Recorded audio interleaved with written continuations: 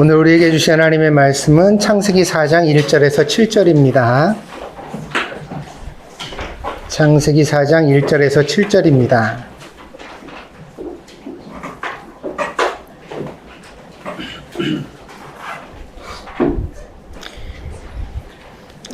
봉독하겠습니다. 아담이 그의 아내 하와와 동침함에 하와가 임신하여 가인을 낳고 이르되 내가 여호와로 말미암아 등남하였다 하니라. 그가 또 가인의 아우 아벨을 낳았는데 아벨은 양치는 자였고 가인은 농사하는 자였더라. 세월이 지난 후에 가인은 땅의 소산으로 제물을 삼아 여호와께 드렸고 아벨은 자기요 양의 첫 새끼와 그 기름으로 드렸더니 여호와께서 아벨과 그의 제물은 받으셨으나 가인과 그의 제물은 받지 아니하신지라. 가인이 몹시 분하여 안색이 변하니 여호와께서 가인에게 이르시되 내가 분하여 함은 어찌 됨이며 안색이 변함은 어찌 됨이냐. 내가 선을 행하면 어찌 낯을 들지 못하겠느냐. 선을 행하지 아니하면 죄가 문에 엎드려 있느니라. 죄가 너를 원하나 너는 죄를 다스릴지니라. 아멘. 가인은 아담과 하와의 첫 번째 아들입니다. 창세기 2장을 보면 하나님께서 아담을 통해 모든 동물들의 이름을 짓게 하셨습니다. 때문에 가인이라는 이름도 당연히 아담이 지었을 것이라고 생각할 수 있습니다. 창세기 3장을 보면 하와 그리고 아담이 하나님의 말씀을 어기고 선악과를 따먹는 장면이 나옵니다. 선악과라는 열매보다 중요한 것은 하나님이 따먹지 말라고 말씀하셨는데 그 말씀을 듣지 않았다는 사실입니다. 사무엘 선지자는 우리에게 이런 말씀을 들려줍니다. 사무엘상 15장 22절입니다. 사무엘이 이르되 여호와께서 번제와 다른 제사를 그의 목소리를 청종하는 것을 좋아하심같이 좋아하시겠나이까. 순종이 제사보다 낫고 듣는 것이 수량의 기름보다 나으니 이는 거역하는 것은 점치는 죄와 같고 완고한 것은 사신 우상에게 절하는 죄와 같음이라. 왕이 여호와의 말씀을 버렸으므로 여호와께서도 왕을 버려 왕이 되지 못하게 하셨나이다 하니. 하나님의 말씀을 버리면 하나님도 하나님의 말씀을 버리는 사람을 버리신다고 사무엘 선지자가 설교하고 있습니다. 하나님은 말씀 듣는 것을 기뻐하십니다. 또한 가장 중요하게 여기십니다. 때문에 하나님의 말씀을 거역하는 것이 가장 근본적인 죄입니다. 우리가 생각할 때는 강도질이나 도둑질이나 살인하는 일이 큰 죄로 보이지만 사실 이런 끔찍한 일들은 사람이 하나님의 말씀을 듣지 않고 떠났기 때문에 벌어지는 일입니다. 아담과 하와가 선악과를 따먹을 때 하나님께서 그 자리에서 말씀하신 것은 아닙니다. 그렇지만 하나님은 먼저 그 선악과를 따먹지 말라고 아담에게 말씀하셨습니다. 하나님의 말씀을 기억하는 것이 사람에게 있는 양심의 가장 큰 역할 중에 하나입니다. 우리가 마음속에서 뭔가 일을 하려고 그럴 때 우리 마음에 괜히 두근거리고 불편해진다면 이건 무슨 뜻이에요? 우리 양심이 뭔가를 기억하고 있는 거고요. 그런 짓 하지 말아라 하신 하나님의 말씀을 기억하고 있는 것입니다. 이걸 어떻게 알 수 있죠? 하와가 선악과를 따먹기 전에 그냥 따먹은 게 아닙니다. 동산을 지나가다 선악과가 딱 있으니까 맛있겠다 그래서 자기도 모르게 한 입을 뚝 먹었더니 선악과를 먹게 된 게 아니에요. 뱀이랑 하와가 한참 이야기를 나눕니다. 뱀은 달콤한 말로 하와를 유혹했습니다. 이 말은요, 하와가 그걸 따먹지 말라고 하신 하나님의 말씀을 알고 있었다는 거죠. 그렇기 때문에 설득이 필요한 겁니다. 뭐냐면 내 마음의 양심이 그걸 하지 말라고 그러는데 그 양심의 목소리를 이기고 그 일을 저지를 만한 어떤 격려와 용기가 필요했던 거죠. 그러니까 뱀이 그런 유혹을 가하고 하와는 그래, 그럼 내가 한번 따먹어 볼까? 그런 마음의 결심을 가지고 따먹게 된 것입니다. 그리고 아담도 역시 하와가 선악과를 주니까 하나님의 말씀을 기억하지 않고 그 선악과를 받아 먹었습니다. 결국 아담과 하와는 에덴 동산에서 쫓겨나고 말았습니다. 에덴 동산은 하나님이 만드신 낙원입니다. 에덴 동산은요, 그냥 멋진 공원이 아니에요. 거기는 더위도 없고 추위도 없고 배고픔도 없어요. 그리고 위험도 없어요. 아무리 달리다가 넘어져도 사람이 다칠 만한 게 없어요. 그 동산에서는요, 모든 것이 친구인데 사자와 어린 양이 함께 뛰놀고 뱀도 독을 만들지 않고 사람을 물지 않습니다. 아담과 하와가 하나님의 말씀을 듣지 않았을 때 이 에덴 동산 낙원만 잃어버린 것은 아닙니다. 이후로 아담은 힘들게 노동을 해서 먹을 것을 구해야 했고요.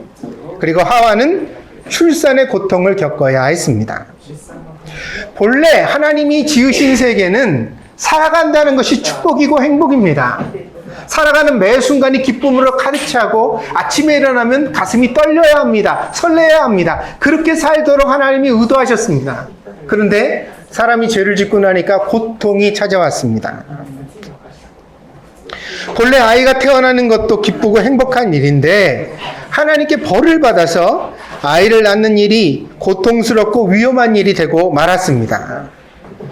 불행하게도 아담과 하와의 첫 아들이었던 가인은 이 고통과 위험을 통해 세상에 태어났습니다.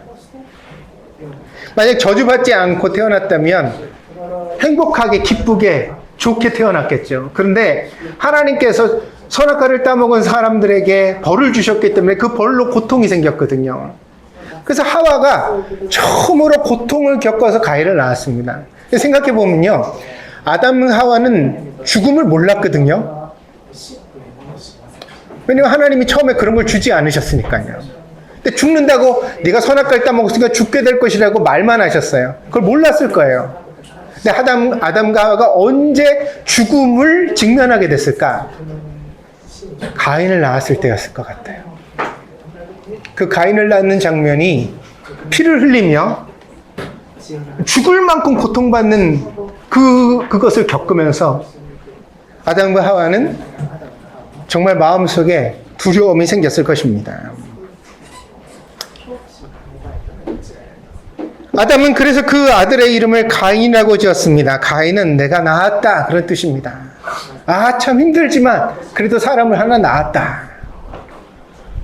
아마도요, 아담과 하와는 하나님께 죄를 짓고 벌로서 출산의 고통을 받았잖아요. 그러니까 이 출산의 고통을 한번 받고 나면 용서받거나 회복될 수 있다고 생각했을 것 같습니다. 내가 이 정도로 힘들었는데 하나님이 한 번만 때리시지 두 번 때릴까? 근데 둘째를 낳았잖아요, 아벨. 아벨은 쉽게 태어났을까요? 힘들게 태어났을까요? 힘들게 태어났어요. 그러니까 아벨이라는 이름의 뜻이 뭔지 아세요? 허무하다, 소용없다, 그런 뜻입니다. 가인은 농사를 짓는 농부가 되었고 아벨은 양떼를 돌보는 목자가 되었습니다. 곡식을 거두고 양들이 많아지게 되자 그들은 하나님께 감사의 제사를 드렸습니다. 비록 힘든 노동을 통해 얻었지만 이 모든 것이 하나님의 선물이라고 생각한 것입니다. 그렇습니다. 하나님이 주시지 않으면 사람은 아무것도 얻지 못합니다. 사람이 살아 숨쉬는 동안 일평생 심장이 몇 번을 뛰는 줄 아세요? 잠깐만 멈춰도 사람이 생명을 잃어요. 그래서 그걸 뭐라고 말해요? 심장마비라고 말하잖아요. 심장마비라고. 누가 이 심장을 뛰게 할까? 누가 공기를 마시면서 살아갈 수 있게 할까? 누가 우리 몸을 자라게 할까? 누가 우리가 일할 수 있도록 우리를 살게 하실까? 아담과 하와 그리고 가인과 아벨은 하나님께서 자기들을 살게 하신다고 알았습니다. 그런데 하나님께서 가인의 마음속에서 죄의 가능성을 보셨습니다.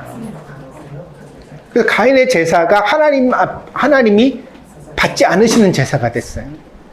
네, 여러분, 몸만 예배 나와 있다고 예배를 드리는 게 아니라는 거예요. 가인은요, 자기가 가진 것을 다 바쳐서 제사를 드렸거든요. 그래도 하나님이 아니다, 너 제사 안 드렸어, 이렇게 말씀하셨거든요. 특별히 예배를 드리는 사람한테 특별히 중요한 게 뭐냐면 그 마음의 상태입니다. 그러니까 복장이 조금 엉클어진다거나 세수를 못하고 나올 수도 있어요. 뭐 그래서는 안 되겠죠, 그죠? 예배 올 때 세수하고 양치질 꼭 하고 오세요. 아멘. 그러나 만약에 정신없이 벌떡 자다가 일어났는데 12시 30분에 눈이 떠졌어. 그러면 이거 늦으면 예배에 늦는 게 나을까? 아니면 양치질도 안 하고라도 빨리 예배 나오는 게 나을까? 둘 중에 하나 선택해야 되거든. 그런 선택을 가지고 예배에 달려나왔다면 좀 덜 씻고 나왔다고 해서 하나님이 그걸 나무라지는 않으십니다. 문제가 있어요. 뭐냐면 마음가짐이 문제라는 거예요. 제가 마음이 중요하다. 예배를 중요하게 여기지 않고 예배에 자기의 진심을 드리지 않고 사람이 자기가 가지고 있는 죄를 품은 채 예배를 드리면 하나님이 그 예배를 안 받으십니다. 그래서 오늘 성경을 잘 보면요, 하나님이 아벨과 그 제사는 받으시고 가인과 그 제사는 받지 않으셨다고 되어져 있어요. 제사만 받지 않은 게 아니에요. 그 사람도 받지 않으셨다고 되어져 있어요. 가인은 질투하고 미워하고 화를 내는 마음을 가지고 있었습니다. 하나님은 가인에게 그 마음을 다스려야 한다고 말씀하십니다. 오늘 본문 6절입니다. 여호와께서 가인에게 이르시되 내가 분하여 함은 어찌 됨이며 안색이 변함은 어찌 됨이냐. 내가 선을 행하면 어찌 낯을 들지 못하겠느냐. 선을 행하지 아니하면 죄가 문에 엎드려 있으니, 죄가 문에 엎드려 있다는 것은 공격하려고 준비하고 매복하고 있다는 거예요. 뒤통수를 때리려고 다 숨어 있다는 거예요. 그렇게 엎드려 있으니 죄가 너를 원하나, 죄가 너를 죄짓게 하려고 하지만, 그러나 어떻게 하라고요? 다 같이 따라 보시죠. 너는 죄를 다스릴지니라. 자, 하나님이 이런 말씀을 하실 때는 우리가 죄를 다스릴 수 있는 능력이 있다는 말이에요, 없다는 말이에요? 우리가 나쁜 생각이 우리 머릿속에 떠오를 수는 있어요. 근데 그 생각대로 행동하지 않을 선택권이 우리에게 있어요, 없어요? 그런 힘이 있어요, 없어요? 예배 빼먹고 싶은 생각이 떠올랐어요. 그래도 불구하고 예배에 나갈 수 있는 선택을 우리가 할 수 있어요, 없어요? 아직 죄를 지은 것은 아닙니다. 그러나 죄를 지을 준비가 되었습니다. 여기 본문에 낯을 들지 못한다는 말은 매우 중요합니다. 왜냐하면요, 낯을 들지 못한다는 말은 얼굴을 들지 못한다, 부끄럽다는 뜻입니다. 아마도 가인은 자기가 화를 내고 있는 상태를 부끄럽게 여긴 것 같습니다. 이거 내가 정상이 아니야, 이거 잘못됐지, 이거 알았다는 거예요. 그러나 가인은 잘못되어져 가는 자기의 마음을 바꾸지 않았습니다. 그래서 결국 들판에서 동생과 둘만 있을 때 돌로 자기 동생을 칩니다. 동생 아벨은 형의 손에 의하여 죽고 말았습니다. 아니, 동생을 죽였으니까 어머니, 아버지를 볼 면목이 있어요, 없어요? 아니, 자기 동생을 죽이고 어떻게 엄마, 아버지를 봐요? 그러니까 가인이 그 즉시로 도망갑니다. 그는 결국 멀리 떠나서 혼자 살아가는 외톨이가 되었습니다. 가인은 머리가 좋아서 이렇게 혼자 살면서도 잘 살았습니다. 성도 쌓고요, 자기 가족도 크게 만들고요, 그리고 굉장히 많은 일들을 행했습니다. 그러나 가인은 영원히 가족에게 돌아오지 못했습니다. 동생을 죽인 죄를 해결할 방법을 찾지 못했던 것입니다. 그러니까 어떤 죄는 회복될 가능성이 없는 거예요. 며칠 전에 인류학자여 평화운동가로 유명했던 제인 구달이라는 분이 세상을 떠났습니다. 이분은 1934년에 영국에서 태어나셨으니까 91세를 살고 세상을 떠나셨습니다. 마지막에도요, 강연을 하기 위해 미국을 방문했다가 그 강연을 하다가 그러다가 세상을 떠나셨대요. 그래서 그 재단에서 이분이 병산 게 아니라 마지막까지 자기 일을 하다가 자연사했다고 그렇게 발표를 했습니다. 제인 구달은요, 어린 시절에 아버지가 선물해준 침팬지 인형을 몹시 좋아했습니다. 원숭이가 사람같이 생긴 원숭이 인형이 있는데 그게 자기 어린아이니까 자기만 할 거 아니에요? 그걸 보면서 너무 신기했대요. 그래서 그 인형한테 주빌리라는 이름을 붙여주고요. 이 인형이랑 매일 놀았는데 이 인형이랑 놀다 보니까 이 어린 제인 구달의 마음에 꿈이 생겼어요. 뭐냐면 나는 아프리카에 가서 꼭 살아있는 동물들과 같이 놀리라. 그 동물이랑 같이 놀아버리라. 그런 꿈을 품게 되었습니다. 어린 시절의 꿈은 나이가 먹으면서도 변하지 않았습니다. 제인은 어렵게 돈을 모아서 결국 1957년에 아프리카 케냐로 갑니다. 그곳에서 동물학자의 비서로 일하면서 동물에 대한 여러 가지 궁금증을 공부했습니다. 그러다가 이 동물학자의 추천을 받아서 탄자니아에 있는 곰베 국립공원에 야생 침팬지 연구를 시작하는 담당자로 부름받게 됩니다. 그때부터 이제 침팬지 연구를 시작을 했습니다. 그런데 당시까지만 해도 이 침팬지 동물 연구는요, 동물을 해부한다거나 카메라를 설치해서 동물을 촬영한 다음에 그 영상을 보면서 동물이 이런 먹이를 먹는구나, 잠은 여기서 자는구나, 이런 것들을 이제 기록하는 연구였어요. 그런데 제인 구달은 다른 방식의 연구를 했습니다. 제인은 어린 시절의 꿈을 실현하기를 원했습니다. 직접 야생 침팬지와 만나고요. 그 옆에 가가지고 가만히 앉아있는 거 하루 종일. 앉아가지고 침팬지를 스케치하고 있으면 침팬지들이 궁금해가지고 와가지고 스케치북을 뺏기도 하고 등도 치고 머리 위도 올라타고 그러는 거예요. 근데 보통 학자면 이제 그걸 뿌리치고 나서 자기 연구실로 들어갈 텐데 제인 구달은 친구를 원했거든요. 그걸 받아주고 같이 어울리고 그러다 보니까 그 연구가 진행되었습니다. 이런 방식의 연구를 통하여 제인 구달은 그때까지 사람들이 알지 못했던 많은 인류학적 발견을 하게 됩니다. 그래서요, 이런 방식으로 제인 구달은 박사가 되었습니다. 대학에 가서 공부해서 박사학위를 딴 게 아니에요. 밀림에서 원숭이랑 같이 지내면서 그 원숭이에 대한 기록을 학회에다 보고를 하니까 이분의 연구가 너무 뛰어나고 탁월해서 아무도 해본 적이 없는 연구를 했기 때문에 이분은 침팬지학에 있어 박사를 줘야 된다. 그래서 박사학위를 받게 됩니다. 그녀는 세계적인 명성을 가지고 침팬지로부터 받은 영감으로 환경운동과 평화운동을 이끌었습니다. 이 제인 구달이 보니까 자연이라는 세상이 인간이 생각한 것처럼 무지한 대상이 아니라는 거예요. 그러니까 막 죽여도 되고 없애버려도 되고 다 불질러버려도 되는 게 아니었다는 거예요. 그 안에 의사소통이 있고 사랑이 있고 가족애가 있고 서로 간에 끈끈한 우정이 있고 이런 것들을 발견해내게 돼요. 거기서 배워서 사람이 어떻게 살아야 된다? 평화롭게 살아야 된다. 그 운동을 세계적으로 일으켰습니다. 그녀는 최근에 강연에서 이런 말을 했습니다. 우리가 살아가는 세상에서 평화를 만들려는 비전이 필요합니다. 자기 안에 평화가 없는 사람은 남에게 평화의 손을 내밀 수가 없습니다. 그렇다면 우리 안에 어떻게 평화를 가질 수가 있을까요? 제가 생각하는 최선의 방법은 하루하루를 최선을 다하여 열심히 살아가는 것입니다.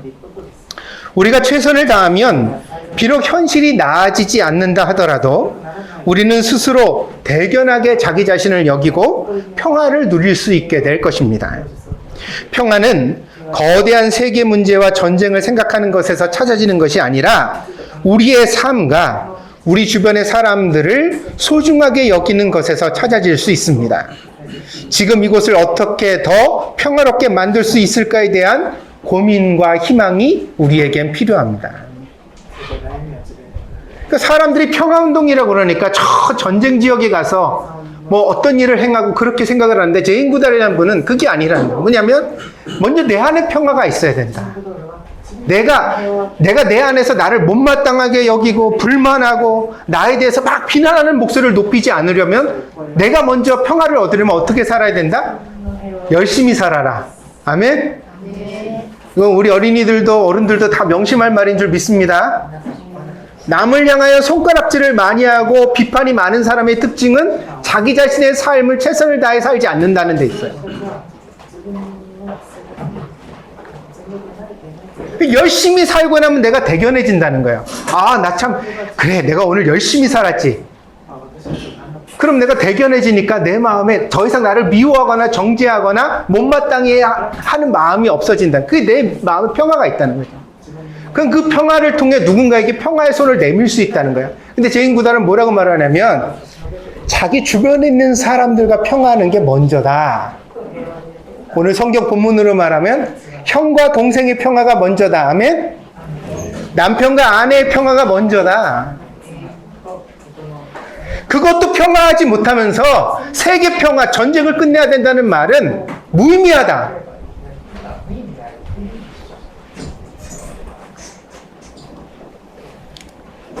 하나님께서 동생을 죽인 가인을 찾아오셔서 묻습니다. 내 동생 아벨이 어디 있느냐? 그때 가인은 이렇게 대답했습니다. 내가 아벨을 지키는 사람입니까? 매우 건방지고 무례한 대답이었습니다. 가인은 아벨을 위해 자기 자신의 시간을 희생하고 싶지 않았습니다. 네가 뭐라고? 내가 너를 위해서 내 감정을 참아야 되고 내가 손해를 봐야 돼. 형이라고 양보할 생각도 없었고 아벨을 위해 화를 참지도 않았습니다. 더 나쁜 사실은 이렇게 행하고 있는 자기 자신을 당연하게 여겼다는 것입니다. 내가 이래서는 안 되지. 그래도 내가 형인데. 아, 이거는 가족으로서 마땅치 않아. 그래서 이 세상에서 유일하게 피를 나누고 우리가 같이 살아가는 가족인데, 아, 우리끼리 평화하지 못한다는 건 이거는 옳지 않잖아. 이런 마음을 품은 게 아니라 뭐라고 생각을 했냐면, 저 재수없는 놈.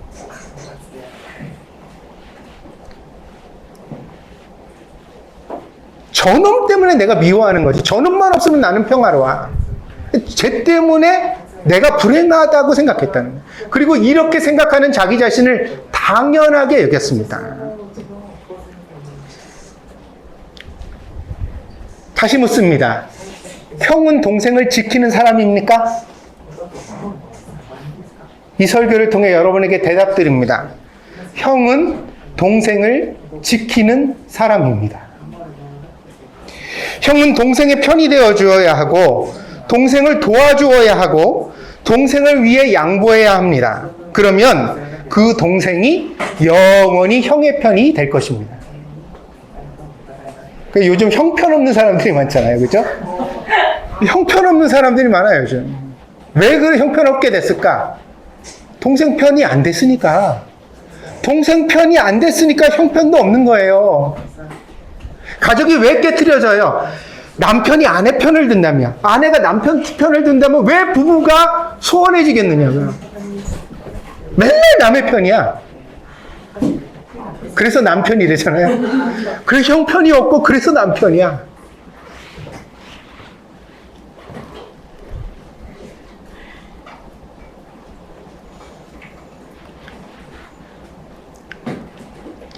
결국 죄를 다스리라는 성경의 말씀은 하나님을 위한 말씀이나 아벨을 위한 말씀이 아닙니다. 가인을 위한 말씀입니다.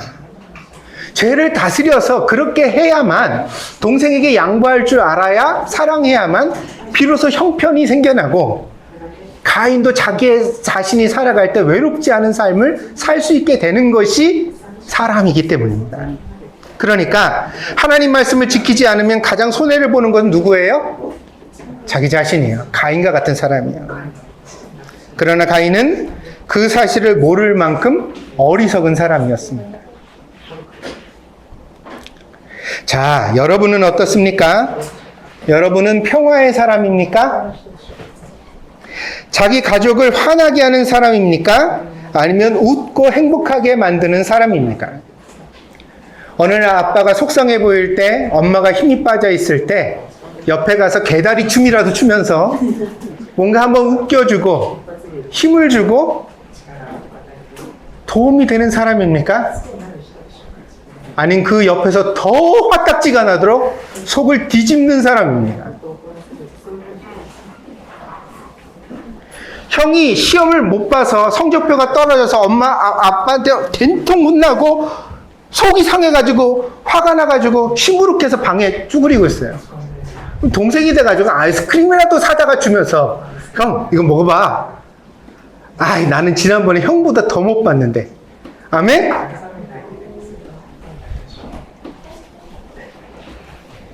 얄밉게 지 혼자 책상에 앉아가지고 공부 막 하면서 응? 아, 나는 그렇게는 떨어진 적이 없지. 나는 도대체 수학 못하는 사람을 이해를 못하겠더라.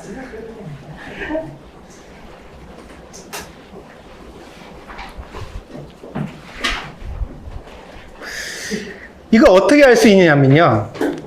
제가 그랬잖아요. 가인은 자기가 하는 일이 잘못됐다는 것을 알아서 부끄러움은 있었어요. 그렇지만 그걸 당연하게 해야겠다고요. 무슨 얘기냐면 자기가 계속 옳았어요. 옳으니까 화를 내는 거예요. 자기가 옳다고 생각하지 않으면 화가 안 나요. 근데 자기가 옳다고 생각하니까 화가 나거든요. 그럼 내가 잘못됐으면서 화를 내고 있다는 걸 어떻게 알 수 있을까? 내 주변에서 계속 시끄러운 소리가 생긴다면 아마도 그것은 나에게 무슨 책임이 있는 일입니다.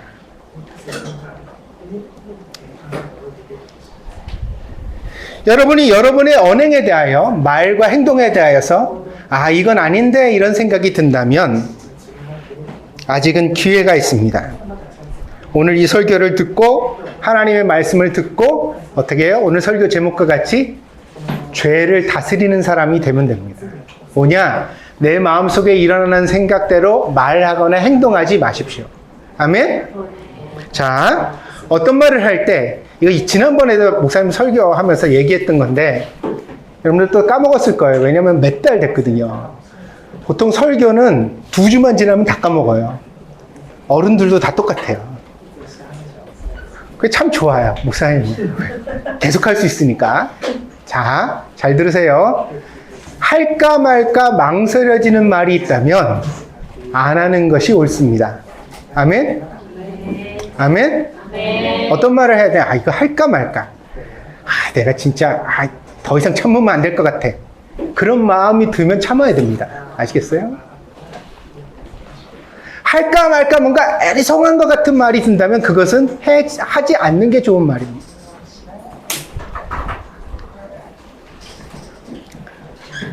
만약 그 말을 하게 되면 어떻게 될까요? 말을 하다 보면 감정이 실리고 내 생각이 실리고 내 주장이 실리고 그러다 보면 어때요? 아벨을 치는 돌덩이가 될 수 있어요. 말로도.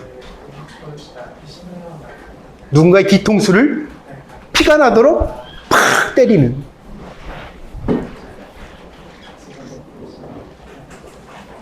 자기도 불행하고 자기 주변의 사람들도 모두 불행하게 만드는 사람이 되지 않도록 주의를 기울여 말과 행동을 선택하는 사람이 됩시다. 그게 죄를 다스리라는 하나님 말씀의 의미입니다. 사람이요, 자기가 무례한 걸 몰라요. 자기 표정, 자기 말투, 자기가 한 행동이 문제가 있다는 사실을 잘 몰라요. 그러니까 늘 남의 탓을 하는 거예요.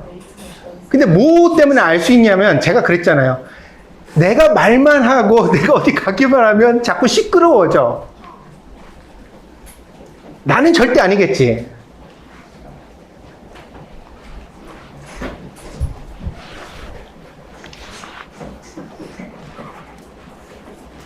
오늘 집에 가서 곰곰이 한번 생각해 보십시오. 아시겠습니까? 네. 친구 탓만 하지 말고 가족 탓만 하지 말고 남의 탓만 하지 말고 아 진짜 내가 내 죄를 다스리고 있는가? 여러분에게는 그렇게 잘 선택해서 말하고 행동할 수 있는 힘이 있고 하나님께서는 그것을 여러분이 사용하기를 원하십니다. 여러분이 평화의 사람이 되기를 다시 한번 축복드립니다. 기도하겠습니다.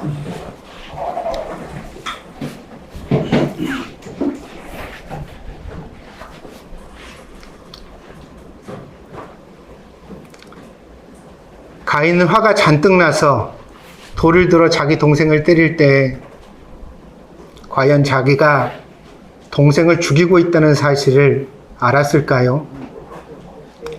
하나님, 이렇게 끔찍한 일인 걸 알지 못하고 저질렀을 것 같습니다.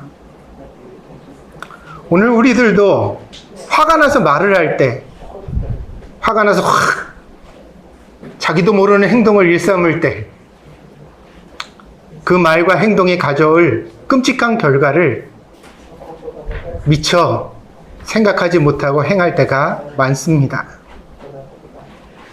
그래서 하나님은 오늘 우리에게 말씀해 주십니다. 죄가 너희를 넘어뜨리려고 하지만 그러나 너는 죄를 짓고 싶은 마음을 다스려야만 한다. 말도 행동도 조심해서 잘 선택해라. 하나님의 말씀을 마음에 새겨 돌아가는 저희들이 되게 하여 주시옵소서.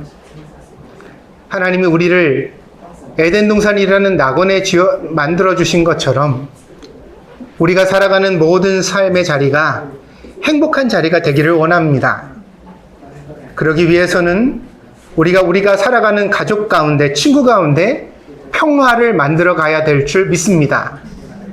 어떻게 하면 평화를 줄 수 있을지 고민하게 하시고 평화를 주는 말과 행동을 잘 선택해서 할 수 있는 저희들이 되게 하여 주시옵소서. 하나님께서 지혜와 총명으로 우리와 함께 해주실 줄 믿습니다.